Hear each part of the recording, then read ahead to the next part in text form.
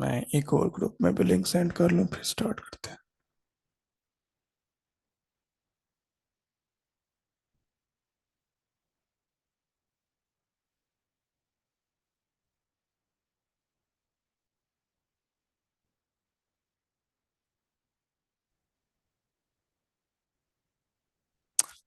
Okay, तो recording हो रही है ना? ठीक है। अच्छा, अब है फील्ड ऑफ फोर्सेस। ठीक है। अब यहाँ पे वही क्वेश्चन जो मैंने पहले किया था, what are the origin of these forces? क्या ओरिजिन है इन फोर्सेस का? How are these forces transmitted from one mass to another? ठीक है, कि क्या ओरिजिन है इन फोर्सेस? क्या जैसे कि हमारे पास ग्रेविटेशनल फोर्स है या कॉलम फोर्सेस को लिहाज से हम बात करें, या मतलब कि दो मैसेज आपस में अट्रैक्ट करते हैं या दो चार्जेस आपस में अट्रैक्ट और रिपल करते हैं, क्या ओरिजिन है इन फोर्सेस की? ठीक है, लेकिन मजे की बात, the answer of A is still unknown, और ये अभी तक अननोन है। मतलब ये नहीं है कि हमारी एफएसए की बुक्स में अननोन है, ये ओवरऑल अननोन है, हमें नहीं पता। The existence of forces is accepted as it is. ये हमारे पास अल्लाह ताला ने दे दी हैं। भाई अल्लाह ताला ने चार फोर्सेस बनाई हैं, और उस फोर्सेस को लेके ही अल्लाह ताला ने पूरी पूरी कायनात को बनाया है, स्ट्रक्चर किया है।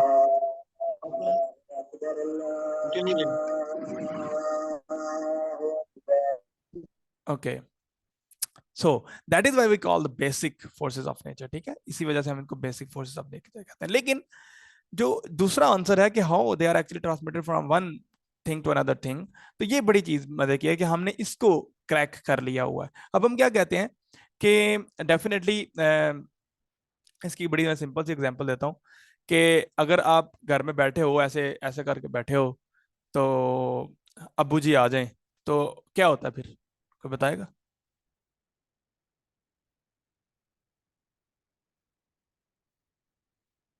अगर आप बड़े कैजुअल से होके बैठे हो, ऐसे करके टांग पर टांग रख के ऐसे होके बैठे हो, और अब्बू जी आ जाए, तो क्या होता है आपका रिस्पॉन्स? फौरन से सीधे हो केयरफुल हो जाते जाते हैं। फौरन से सीधे हो जाते हैं, मीन्स के उनकी मौजूदगी में वो इन्फ्लुएंस करते हैं आप पे। बेशक उन्होंने आपको कोई टच टच नहीं किया, लेकिन वो आपको अपने होने का एहसास दिलाते हैं। ठीक है, इसी तरह अब हमने कहा कि हाँ ठीक है, दो चार्जेस हैं आपस में अट्रैक्ट और रिपेल करते हैं, Q1 है Q2 है, आपस में अट्रैक्ट और रिपेल करते हैं, लेकिन ये क्यों करते हैं भाई? क्या हो जाता है इनको? इसको कैसे पता चल जाता है कि हम दोनों करीब करीब आ गए? ठीक है, बात समझ में आई? सवाल क्या है? सवाल ये है कि Q1 और Q2 डिस्टेंस अपार्ट हैं, उनको पता कैसे चल जाता है कि भाई हम दोनों करीब करीब आ गए और हमने रिपेल होना है या अट्रैक्ट होना है ना? सवाल है कि नहीं? तो इस चीज को क्रैक करने के लिए उन्होंने कहा कि भाई ऐसा नहीं है कि जो Q1 है और जो Q2 है वो डायरेक्टली एक दूसरे के साथ कम्युनिकेट करते हैं। No, that is not possible. ऐसा क्यों नहीं हो सकता? अगर डायरेक्टली कम्युनिकेट करते हों तो फिर बहुत प्रॉब्लम आ जाती है। प्रॉब्लम इस सेंस में कि वो इंस्टेंटली एक दूसरे के साथ कम्युनिकेट कर सकते हैं, क्योंकि अगर डायरेक्ट कम्युनिकेट कर रहे हो तो इंस्टेंटली कम्युनिकेशन करना नॉट अ थिंग। फिर हमने कहा नहीं, ऐसा नहीं है। एक क्यू चार्ज है, वो एक फील्ड बनाता है E, और इस फील्ड को दूसरा चार्ज Q2 फील करता है। तो हम कह सकते हैं कि ये ऑपोजिट प्रोसेस भी हो सकता है। ठीक है, तो ये एक मजे की चीज है। मजे की चीज क्या? कि एक चार्ज ने अपने इर्द गिर्द फील्ड बनाई, उस फील्ड की विसिनिटी में, उस फील्ड के अंदर अगर कोई दूसरा चार्ज आएगा तो वो उसकी वजह से फोर्स को फील करेगा।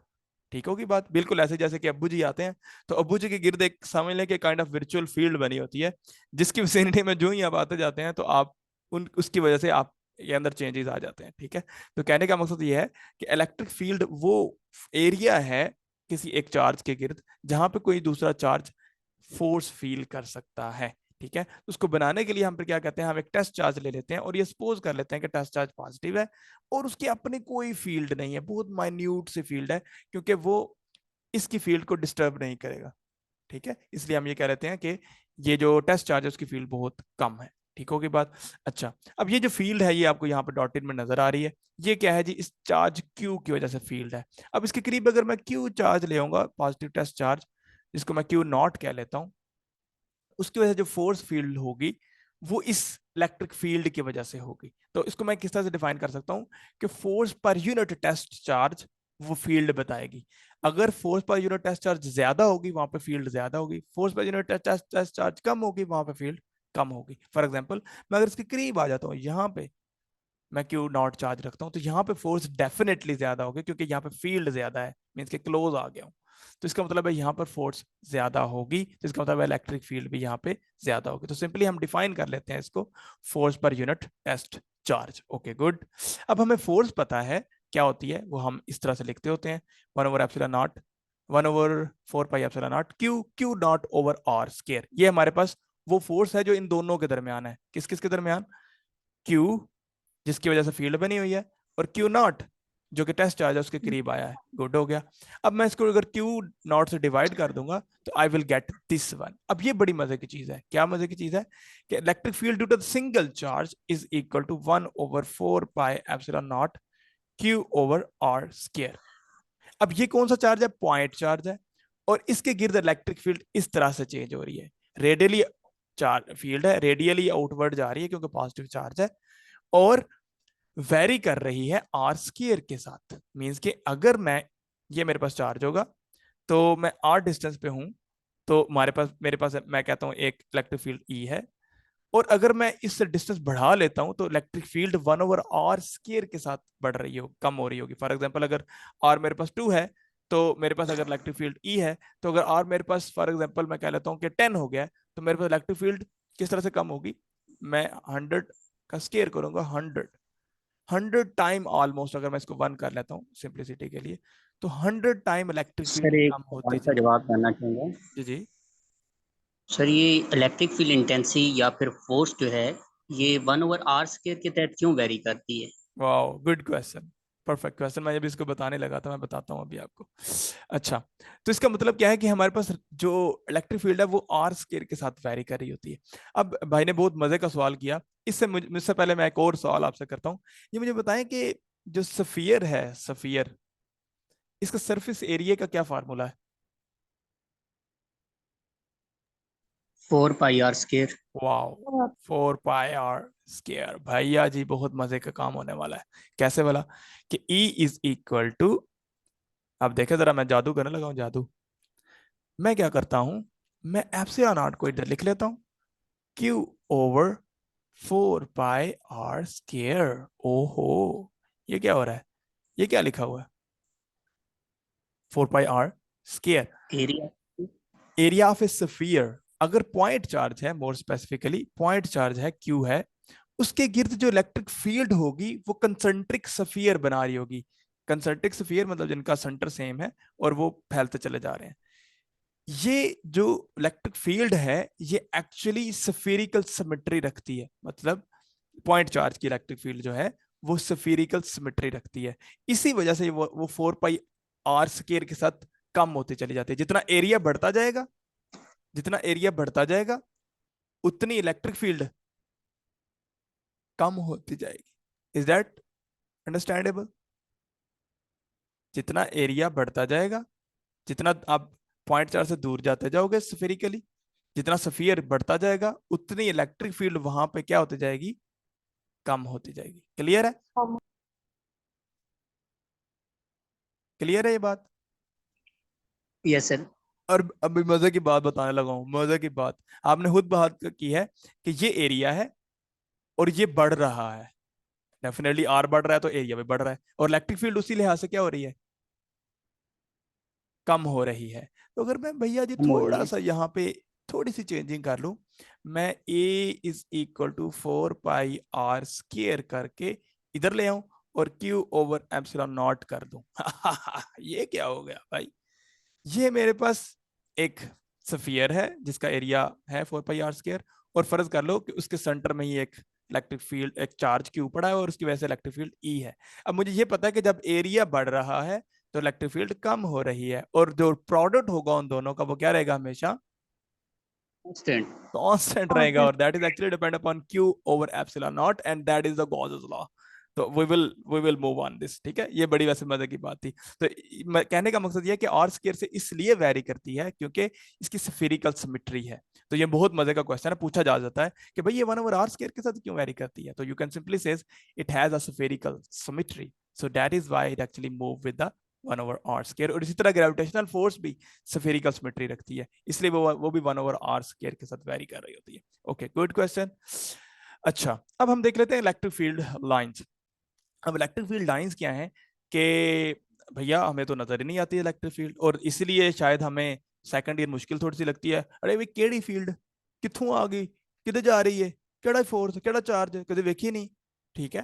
कहने का मकसद क्या है कि हमने जब हम सेकंड ईयर पढ़ रहे होते हैं हमें वो इमेजिन नहीं हो रहा होता कि हम क्या पढ़ रहे हैं, क्योंकि फर्स्ट ईयर में तो हमें पता होता है कि बॉल आया है, हमने प्रोजेक्टाइल फेंका है, कोई एंगल बना रहा होगा, वो वी कैन इमेजिन।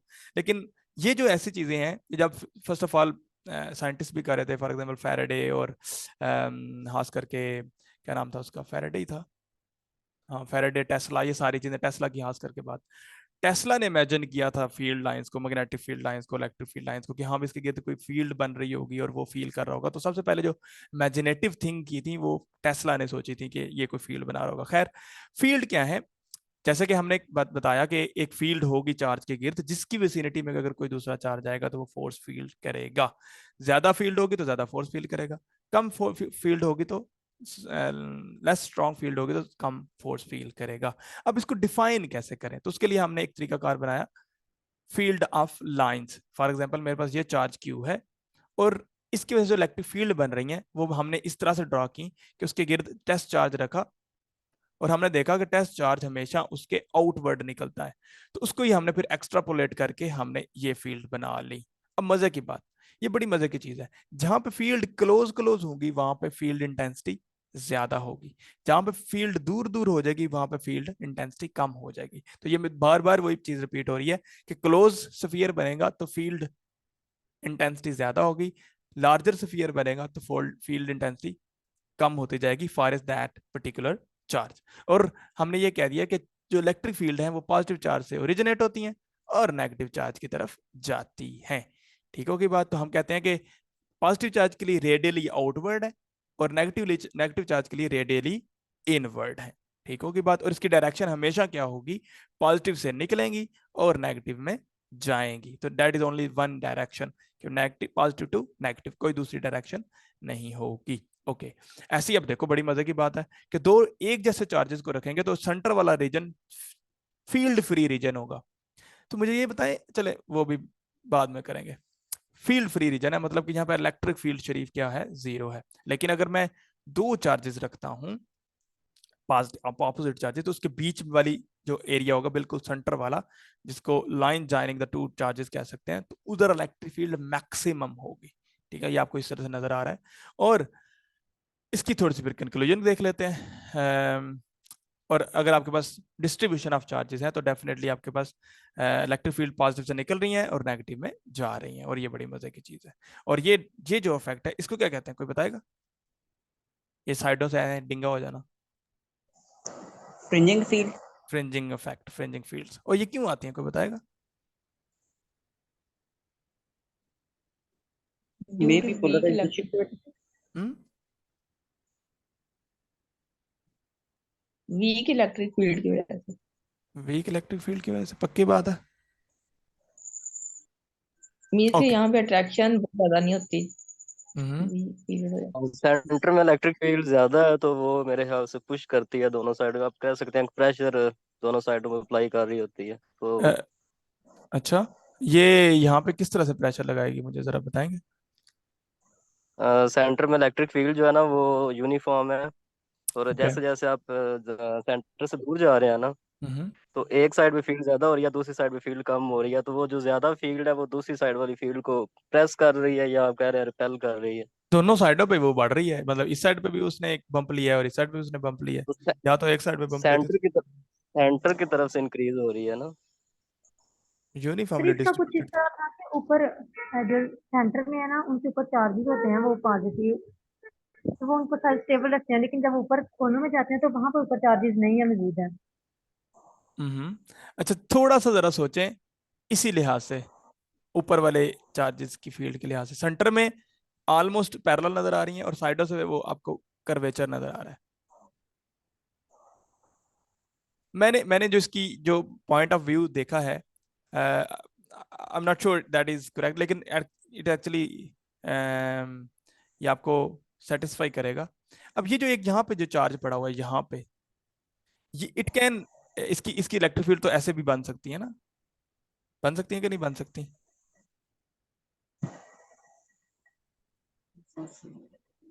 ठीक है ना, ये वाली तो आपको सीधी सीधी नजर आ गई, ये वाली इलेक्ट्रिक फील्ड आउटसाइड निकलेंगी। ये पॉइंट आपको एक kind of point charge feel हो रहा होगा। ठीक है, अब जैसे कि आपको यहाँ पे नजर आ रहा है कि सेंटर वाली बिल्कुल सीधी सीधी है, लेकिन बाकी ऊपर से ऐसे गोल होके आ रही हैं। ठीक है, क्योंकि डेफिनेटली चार्ज एक स्फेरिकल सिमेट्री बना रहा होगा ना, तो इस वजह से एक्चुअली यहाँ से कर्वेचर फील हो रहा होता है, क्योंकि एंड पे आपके पास चार्ज की डिस्ट्रीब्यूशन जो होती है वो इस तरह से होती है। मैं यहाँ पे बना देता हूँ, थोड़ा सा क्लोज करता हूँ। ये जो चार्ज है इसकी इलेक्ट्रिक फील्ड काइंड ऑफ इस तरह से होगी ना, ये वाले भी ऐसे भी, और इसकी जो इलेक्ट्रिक फील्ड होगी वो ऐसे भी और ऐसे भी और ऐसे भी, तो ये आपस में फिर इस तरह से कनेक्ट होती है। ठीक है, तो ये फ्रिंजिंग इफेक्ट आता है और ये रियल इलेक्ट्रिक फील्ड में आता है, मींस के आपके ये पास तो आपने बताया कि ऐसे हो रहा है, लेकिन ऐसे क्यों हो रहा है ये तो कोई नहीं बताया आपने। मैं मेरे वही ख्याल से काइंड ऑफ रिपल्शन हो रही होती है सेंटर से। रिपल्शन क्यों, मतलब कौन रिपल कर रहा है? फील्ड फील्ड मतलब रिपल कर रही इलेक्ट्रिक फील्ड लाइन एक दूसरे को रिपेल कर सकती है ना, जैसे दो पॉजिटिव पॉजिटिव चार्जेस पड़े हुए हैं, ओके तो सेंटर में जो है ना वो फ्री जोन होता है जहाँ पे ठीक है फील्ड जीरो होती है। ठीक है, तो वहां पे क्यों होता है? क्योंकि वहां पे फील्ड लाइन एक दूसरे को रिपेल कर रही होती हैं। यहाँ पे क्यों कर रही है मुझे भी बताएं, मतलब या तो एक डायरेक्शन ना, मतलब हो ना, मतलब कि रिपेल क्यों करेंगे, मतलब ये इस तरह से जा रही है और ये भी इस तरह से जा रही है, तो रिपल्शन की क्या सीन बनता है? मतलब इसको आप इस काइंड में समझ सकते हैं कि आपके पास एक पाइप है, उसमें वाटर है, हाँ तो हाँ। वाटर जो है वो दोनों साइड में से बाहर निकलने की कोशिश करेगा, क्योंकि जो सेंटर में वाटर है वो उसको रिपेल कर रहा है, तो वो बाहर की तरफ जाने की कोशिश करेगा। तो यहाँ पे भी इलेक्ट्रिक फील्ड सेंटर में जो है वो उसको बाहर की तरफ रिपेल करने की कोशिश कर रही है। ओके, लेट्स सी, चलें देख लेते हैं। हमें तो ख्याल से इस तरह से है कि मतलब कि जैसे जैसे फील्ड लाइंस को हम दूर से दूर होती हैं, तो क्या है, फोर्स ऑफ अट्रैक्शन कम होती है, जिसकी वजह से जो होती है हमारे पास कर्व पाथ बनता है। ये हो सकता है, ये अंडरस्टैंडेबल है सर कि मेरी ओपिनियन ये है कि इलेक्ट्रिक फील्ड यहाँ इस रीजन में नॉन यूनिफॉर्म होगा, क्योंकि E one over R square के तहत वेरी करता है। अगर एक चार्ज के लिए देखा जाए, पॉजिटिव और नेगेटिव दोनों के लिए, तो वहाँ पे नॉन यूनिफॉर्म फील्ड है। हाँ, इस वजह से ऐसा फ्रिंजिंग वही फील्ड। वही बात आ रहा ना कि एट द एंड आप चार्जेस को पॉइंट चार्जेस कंसीडर करोगे तो ये फ्रिंजिंग इफेक्ट आता है। ठीक है, अगर आप उसको यूनिफॉर्म ले लेते हो तो फिर वो फ्रिंजिंग इफेक्ट नहीं आएगा।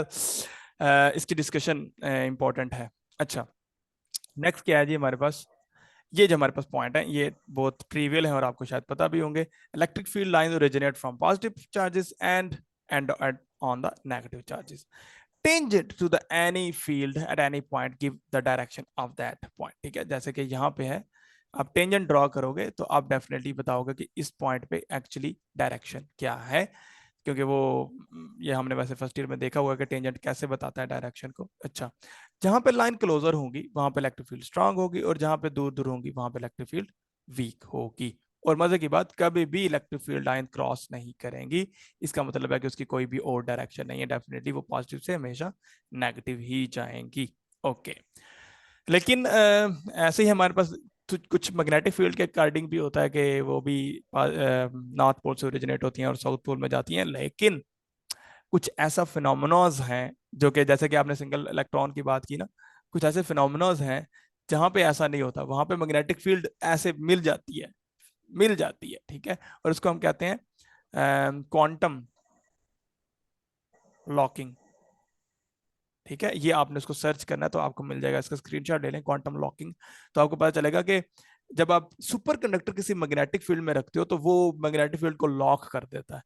ठीक है, तो वो फिर अगर अलग साइंस है, ये क्लासिकल साइंस से ऊपर की साइंस है। अच्छा जी, नेक्स्ट चलते हैं। अब मैं समझता हूँ कि इलेक्ट्रोस्टैटिक की एप्लीकेशन को मैं यहाँ पे एक्सप्रेस नहीं करता, क्योंकि ये कोई इतना इंपॉर्टेंट नहीं है। इसमें सिर्फ एक चीज इंपॉर्टेंट है जो कि क्वेश्चन के पॉइंट ऑफ व्यू से आ सकती है, कि सेलेनियम एक ऐसा मटेरियल है जो कि आपके पास फोटो कंडक्टर है। फोटो कंडक्टर का क्या मतलब होता है कि लाइट में ये कंडक्टिविटी करता है और जब लाइट इस पर नहीं फॉल हाँ। कर रही तो ये कंडक्टिविटी नहीं करता। इसका मैं फिर और एक्सप्लेन नहीं करूंगा। और एक और चीज़ है कि यहाँ पे जो special type of dry ink use हो रही होती है उसको हम कहते हैं टोनर। तो ये एक kind of point of view है कि आपसे अगर कोई एमसीक्यूज में पूछा जाता है कि कौन सी इंक यूज करते हैं या कौन सा पाउडर यूज करते हैं तो उसके हम टोनर कहते होते हैं। तो बस ये यहाँ पे इंपॉर्टेंट है, इसको मैं डिटेल से नहीं यहाँ पे बता रहा। और दूसरा ये है हमारे पास इंक जेट प्रिंटर, और ये भी बड़ा वेरी इजी है, ट्रिवियल है कि होता क्या है कि इधर से चार्ज हम चार्ज कलर पार्टिकल भेजते हैं, उसको चार्ज और डिस्चार्ज करते हैं, और फिर हमारे पास डिफ्लेक्टिंग प्लेट्स होती हैं। जो चार्ज होते हैं वो डिफ्लेक्ट हो जाते हैं, जो अनचार्ज होते हैं वो पेपर पे फॉल कर जाता है। तो इस तरह से हम प्रिंटिंग कर सकते हैं। और ये बड़ी मजे की और ये थोड़ी सिंपल है, सस्ती है एज कम्पेयर टू द बाकी प्रिंटर। इंकजेट प्रिंटर आजकल बड़े चल रहे हैं, खास करके एप्सन के, तो वो बड़ी एफिशिएंटली इस चीज को परफॉर्म करें। नेक्स्ट जो बड़ी मजे की चीज है वो है इलेक्ट्रिक फ्लक्स। अब इलेक्ट्रिक फ्लक्स को डिफाइन करने के लिए मैं बड़ी मजे की एग्जांपल देता होता था कि अगर रोड पे गाड़ियां कम जा रही हैं तो हमारे पास गाड़ियों का फ्लक्स कम है। अगर उसी रोड पे गाड़ियां ज्यादा जा रही हैं तो उस किसी एक एरिया पे आप कह सकते हो कि एक पुल के नीचे से जो गाड़ियों का फ्लक्स है वो बढ़ गया है। तो हम इलेक्ट्रिक फ्लक्स की बात कर रहे हैं, तो वो सिंपल है, ये वैसे आइडिया आप सबको होगा भी कि electric field line pass through a certain area is called the electric flux, and in that area अगर ज्यादा इलेक्ट्रिक फील्ड लाइन पास करी है तो ज्यादा फ्लक्स होगा, अगर कम पास करी है तो कम फ्लक्स होगा। और इसको हम कैसे डिफाइन कर लेते हैं, इसको हम ऐसे डिफाइन करते हैं, कैसे जी, E dot A dot product of electric field and area. तो वो जो हमारे पास एक न्यू क्वांटिटी है हम उसको कहते हैं इलेक्ट्रिक फ्लक्स। अब डेफिनेटली इलेक्ट्रिक फील्ड अगर एरिया इस तरह से ओरिएंटेड हो जैसे कि ये है, इलेक्ट्रिक फील्ड ऐसे आ रही है, ठीक है, तो हमारे पास इलेक्ट्रिक फील्ड मैक्सिमम उसके अंदर से पास कर रही होगी। अगर एरिया इस तरह से हो, पैरेलल हो, एरिया पैरेलल हो इलेक्ट्रिक फील्ड लाइन के, तो हमारे पास मिनिमम उसके अंदर से इलेक्ट्रिक फील्ड लाइन पास करेंगे। अब यहाँ पे बड़ी इंपॉर्टेंट चीज क्या है, एक है हमारे पास एरिया, एक है ये सरफेस, और सरफेस इलेक्ट्रिक फील्ड के पैरेलल होगी तो इलेक्ट्रिक फील्ड मिनिमम होगी। सरफेस इलेक्ट्रिक फील्ड के परपेंडिकुलर होगी तो इलेक्ट्रिक फ्लक्स मैक्सिमम होगा। अगर सरफेस का नॉर्मल जो कि ये है, ये अगर perpendicular to the electric field होगा तो इसमें से इलेक्ट्रिक फ्लक्स मिनिमम होगा।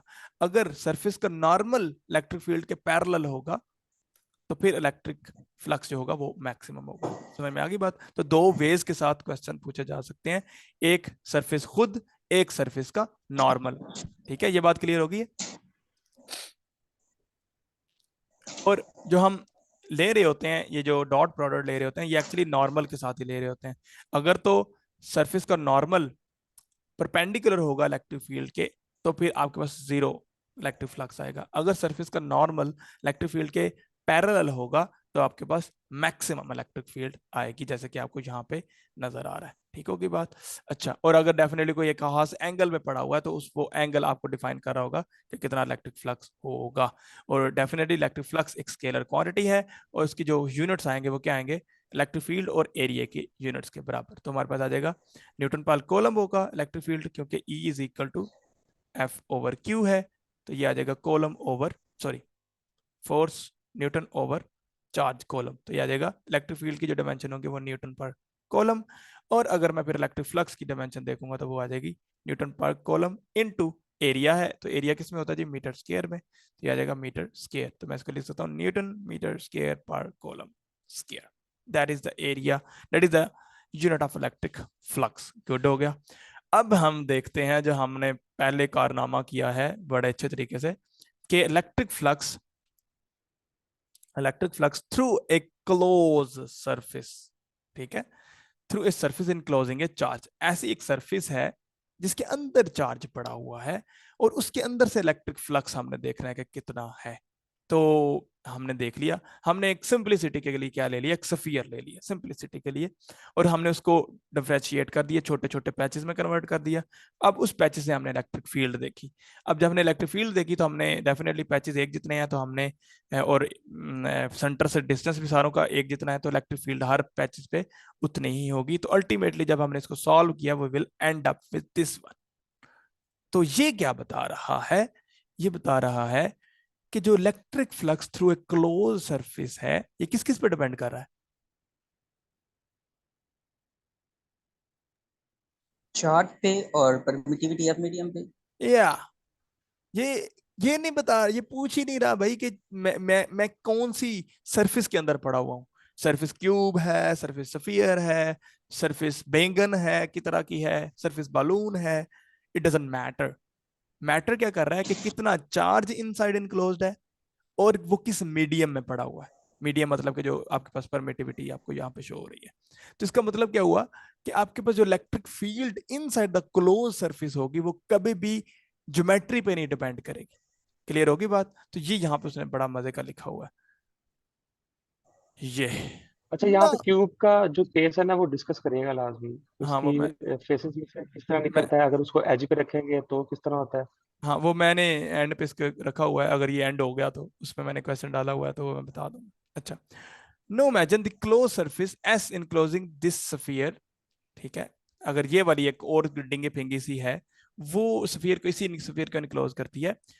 The flux through the close surface S, ये जो वाली जो क्लोज सरफेस है, इसमें भी सेम होगा ऐसे ही जैसे कि स्फीयर में होगा।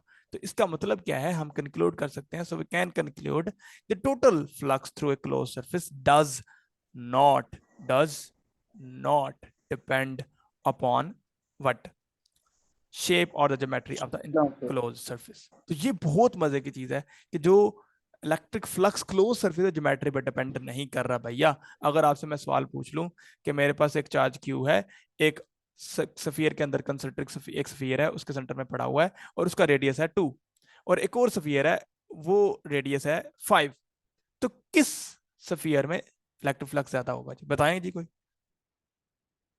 सेम होगा। सेम होगा भैया, किसी कैलकुलेशन पे नहीं जाना, सेम होगा। और वो मैंने आपको वैसे पहले भी बता दिया है। ये एग्जांपल बहुत मजे की है उस सेंस में, क्यों भला, मैं बताता हूँ। अब ये देखो, ये आपके पास जो कलर है ना, ये आपको बता रहा है इलेक्ट्रिक फील्ड इंटेंसिटी। ठीक है, क्योंकि अब मैं डिस्टेंस से दूर हो गया हूं, फील्ड इंटेंसिटी क्या हो गई है, कम। अब एरिया क्या हो गया, ज्यादा। टोटल प्रोडक्ट इसका हमेशा क्या रहा है, सेम। अब मैं इसको कम करता जाऊंगा तो इलेक्ट्रिक फील्ड इंटेंसिटी बढ़ रही है, एरिया क्या हो रहा है, कम हो रहा है, लेकिन नेट प्रोडक्ट इन दोनों का क्या रह रहा है, सेम। जो कि हम लिख सकते हैं E dot A for close surface. ठीक है, इधर मैं लिख लेता हूं, for close surface is equal to Q over epsilon naught, और वो हमेशा चेंज नहीं होगा और वो चार्ज और मीडियम पे डिपेंड करेगा। तो गुड हो गया। और गॉसेस लॉ ने भी यही कहा, उसने कहा भाई नंबर ऑफ चार्ज ले लो, 4 5 6 ले लो, Q1 Q2 Q3 ले लो, सारों को जमा करो, अगर वो इनक्लोज्ड है तो वो जितना फ्लक्स दे रहे होंगे वो टोटल फ्लक्स होगा उसके अंदर। तो हम उसको सिंपली इस तरह से ले लेते हैं, Q over epsilon not time total flux होगा इसके अंदर, जितने भी चार्जेस होंगे उसको जमा कर लोगे तो टोटल फ्लक्स आ जाएगा। लेकिन अगर आपसे पूछा जाए कि what is the Gauss's law in interview, कोई एक्सप्लेन करेगा? कैसे एक्सप्लेन करोगे गॉसेस लॉ को? The total electric flux through any closed surface is equal to 1 over epsilon r time total charge enclosed in that Gaussian surface. वाह, आपने सिर्फ 2 लफ्ज extra use किए हैं जो यहाँ पे डेफिनेशन लिखी है, उसके अलावा 2 एक्स्ट्रा लफ्ज आपने यूज किए हैं, वर्ड यूज किए हैं। ओके, कोई और एक्सप्लेन करना चाहेगा?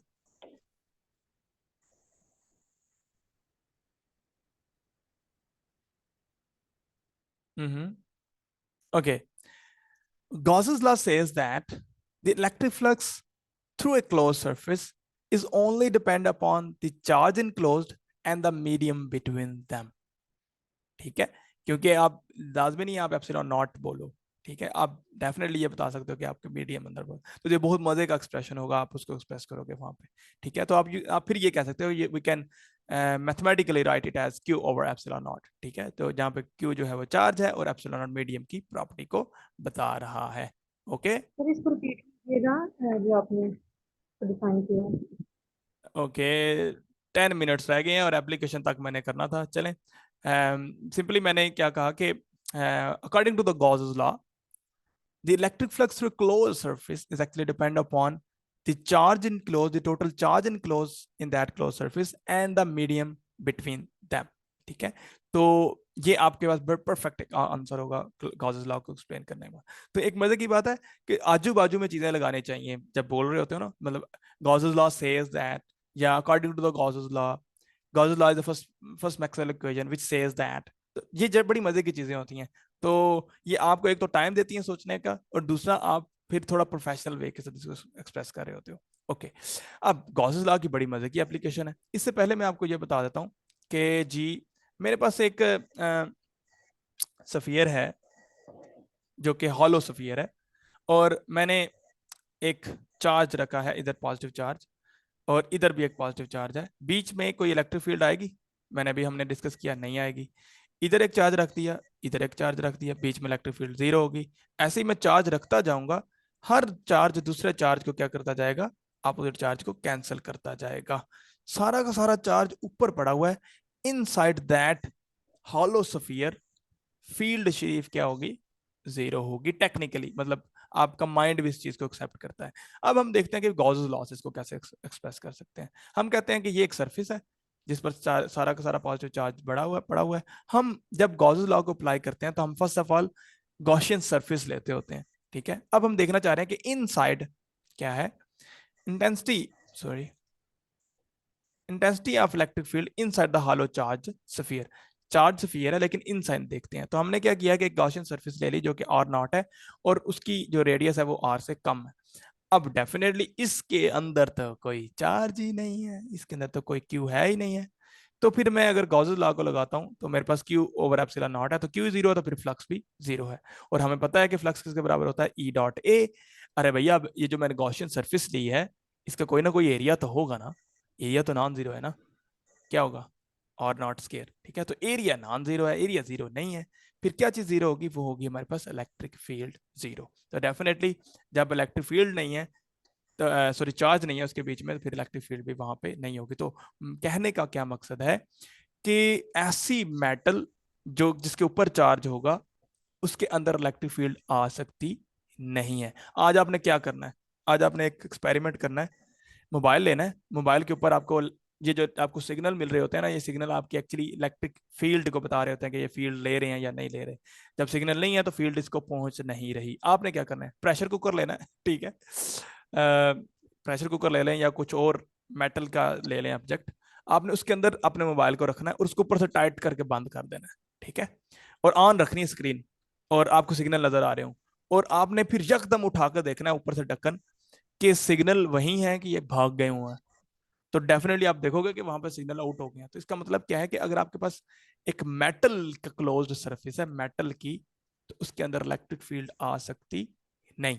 तो अगर आपने समहाउ कोई मोबाइल ही ओपन करके देखा हो तो एक ऊपर प्रोटेक्शन होती है जो कि मेटल की होती है, और इस तरह से आप अगर किसी एलसीडी को भी ओपन करो बैक पे, तो उसके बैक एंड पे भी प्रोटेक्शन होती है मेटल की। वो इसी वजह से कि एक्सटर्नल इलेक्ट्रिक फील्ड इसको डिस्टर्ब ना कर सके। और अगर आपको याद हो, अगर आपने साईफाई मूवीज देखी हो, खास करके फास्ट एंड फ्यूरियस, उसमें वो क्या करते हैं, सर्किट, गाड़ी के जो इंजन को कंट्रोल करने वाला सर्किट होता है उसको खराब करने के लिए वो इलेक्ट्रिक शॉक की वाली गन मारते हैं, मतलब वो आके चिपक जाती है तो इंजन को फेल कर देती है। और इसी तरह बहुत और वे के साथ भी हम इसको कर सकते हैं, जिसको हम कहते हैं इलेक्ट्रोमैग्नेटिक गन। वो जस्ट इलेक्ट्रो माइक्रोवेव वेव को मारती है और पूरा पूरा जो फाइटर प्लेन होता है उसको ब्लाइंड कर देती है, ठीक है। इसको कहते हैं कि हमने प्लेन को ब्लाइंड कर दिया। तो कहने का मकसद क्या है कि हम अगर ऐसी चीजों से बचना चाहते हैं तो हम अपनी इलेक्ट्रॉनिक्स को एक मेटल के बॉक्स में बंद करते हैं। और ये मैं कोई आपको कोई कॉन्फिडेंशियल नहीं बात बता रहा, ये लिखा हुआ है यहाँ पे, ठीक है। आपको समझो कि मैं कोई सर ऐसी बात। मैंने कहीं ना ओवन के बारे में भी ये मतलब पढ़ा था कि अगर हाँ, ओवन को क्या सर, लेकिन मैंने ओवन में रख कर देखा है कोई नहीं बैठ जाती थी, मैंने फोन करा फोन जाता रहा है। नहीं वो ना वो आपकी माइक्रोवेव्स नहीं बाहर आने सर देता, मैंने तो देखा ओवन भी माइक्रोवेव्स नहीं बंद बाहर आने करेगा। देता, क्योंकि उसको जो बनाया होता है ना वो माइक्रोवेव को कन्फाइन करता है, ठीक है। जो आपके पास जो आपकी रेडियो वेव्स हैं, जो आपके मोबाइल है वो रेडियो वेव्स हैं, तो मैं भी वो आज चली जाती हूँ, लेकिन माइक्रोवेव नहीं बाहर आती। अच्छे जो माइक्रोवेव्स हैं, ठीक है। अगर कोई सीधा मीधा माइक्रोवेव है तो दैट कैन बी हैपन, ठीक है। तो फिर भी माइक्रोवेव आपकी आयनाइजिंग रेडिएशन नहीं है, ये थोड़ी सी आपको बर्निंग इफेक्ट दे सकती हैं, लेकिन वो भी इतना माइक्रोवेव से बाहर नहीं आती, क्योंकि उसके अंदर एक प्रोटेक्शन लगी होती है, जो ही उसको आप ओपन करते हैं तो बंद हो जाता है। ऐसा नहीं है कि आप ओपन करो तो ये चलता ही रहे, फिर मुश्किल हो सकती है, क्योंकि वो आप उसको ओपन करते तो बंद हो जाता है, तो इतना कोई टेंशन लेने वाली बात नहीं। अच्छा, ये लिखा हुआ डू यू ओवन नो। में वैसे भी एक साइड पे ग्लास लगा होता है, तो उसमें से फील्ड लाइन बना के पास हो सकती हैं। नहीं नहीं, उसमें ग्लास से नहीं पहले एक हो सकती। जाली, उसके ग्लास से पहले एक जाली भी लगी होती है। जाली लगी होती है। जाली लगी, सिर्फ ग्लास नहीं लगा होता। और कुछ ऐसी जगह हैं जहाँ पे जस्ट हमें ग्लास जरूरी होता है, वेल्डिंग शेल्डिंग की पॉइंट व्यू के साथ, वो इंडस्ट्रियल वे के साथ, उसके आगे जो ग्लास लगा होता है ना, वो लेड डोप्ड या लेड मिक्स्ड ग्लास होता है। मीन्स कि उसके अंदर लेड के इतने पार्टिकल होते हैं कि अगर रेडिएशन वहां से बाहर आना भी चाहे तो उसको स्टॉप कर लेती है, और ट्रांसपेरेंट भी होता है इतना कि हम उसके अंदर से देख भी पाते हैं। तो वहां पे इस तरह का हम फिर ग्लास यूज करते हैं। Okay, to eliminate the stray electric field interference, circuit of sensitive electronics devices such as TV, computers are often closed within the metal box.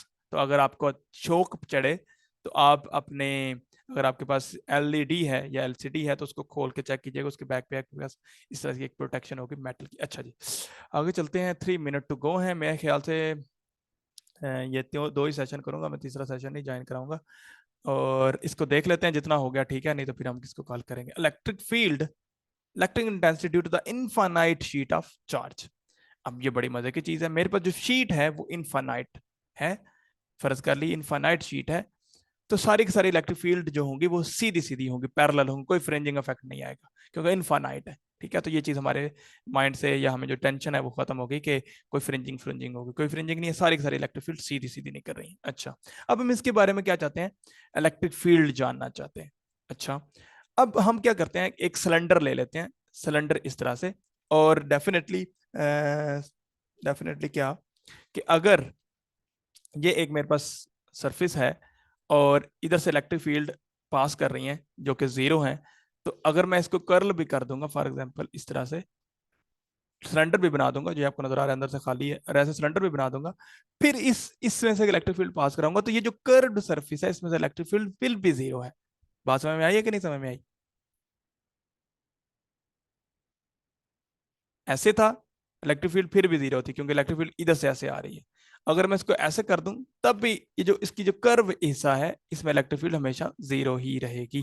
इसीलिए हमने सिलेंडर चूज किया, क्योंकि अगर मैं ये सिलेंडर लूंगा तो इस साइड पे ये जो एरिया होगा इधर से इलेक्ट्रिक फील्ड पास करेगी, और इधर से ये जो एरिया होगा इधर से इलेक्ट्रिक फील्ड पास करेगी, इधर का इलेक्ट्रिक फ्लक्स होगा, इधर का इलेक्ट्रिक फ्लक्स होगा। ये जो कर्व्ड सरफेस है इसका इलेक्ट्रिक फ्लक्स कोई नहीं होगा। ठीक है, तो हमने इसीलिए, क्योंकि हमने गॉसियन सरफेस अपनी मर्जी से लेनी होती है, तो हमने इसलिए यहाँ पे क्या ले ली, सिलेंड्रिकल गॉसियन सरफेस ले ली, और उसमें हमने बता दिया कि सिर्फ ये वाला एरिया इफेक्टिव है और ये वाला एरिया इफेक्टिव है। तो इसमें से हमारे पास जो इलेक्ट्रिक फ्लक्स आया वो आया EA, और इधर से जो इलेक्ट्रिक फ्लक्स आया वो भी आया EA। ठीक है, तो टोटल इलेक्ट्रिक फ्लक्स कितना आ गया जी, 2EA। और इसको जब हमने इक्वल किया, किसके इक्वल किया जी,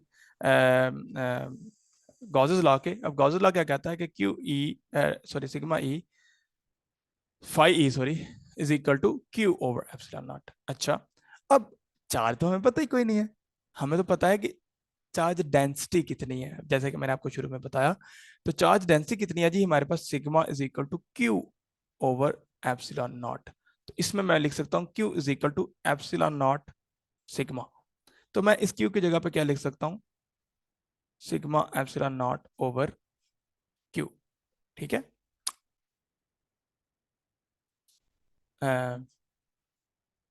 ओह सॉरी क्या हो गया, बोलते भी नहीं charge per unit area. Area. ठीक है, मैं भी कहूँ ये कटा हो रहा है, तो मैं Q को लिख सकता हूँ सिग्मा A। तो इसका मतलब मैं Q की जगह पे लिख सकता हूँ सिग्मा A। तो मैंने जब यहाँ पे लिखा sigma A over epsilon naught, ठीक होगी बात। तो ये मेरे पास आ गया एक sigma A over epsilon naught, और दूसरा हमारे पास इलेक्ट्रिक फ्लक्स आ रहा है वो है हमारे पास 2EA। ठीक है, दोनों साइडों का मिला के वो मैंने इसके इक्वल कर दिया। तो मजे की बात, एरिया से फोर्थ हो गया, तो हमारे पास टोटल जो इलेक्ट्रिक फील्ड आ गई वो है सिग्मा ओवर 2 एप्सिलॉन नॉट और R। ठीक है, अब देखो